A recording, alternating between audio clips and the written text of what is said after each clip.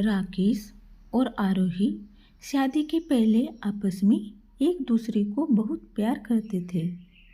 थोड़ी नोकझोंक उनमें होती रहती थी, फिर प्यार में वे मान जाते थे। कुछ दिनों बाद उनकी शादी हो गई।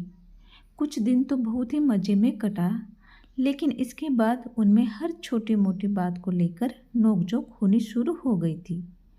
कई कई दिन तक उनमें बातचीत बंद होने लगी।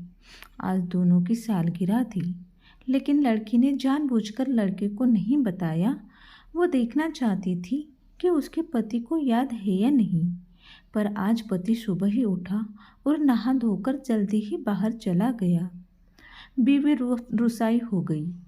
थोड़ी देर बाद दरवाजे पर घंटी बजी।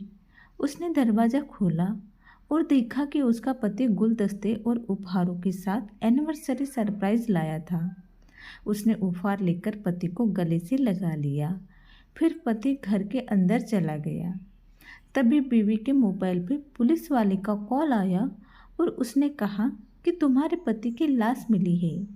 उसके पति का एक्सीडेंट हो चुका है। वो सोचने लगी कि उसका पति अभी तो गिफ्ट देकर अंदर ही गया है। फिर उसे वो बात याद आ गई जो उसने सुना था कि मरने के बाद अंतिम इच्छा पूरी करने के लिए इंसान की आत्मा एक बार आती है। वो दहाड़ मारकर रोते हुए अपने कमरे में गई। सच में उसका पति वहाँ पर नहीं था। वो रोने लगी। उसे अपने किए पर सारे नोकझोंक याद आने लगी।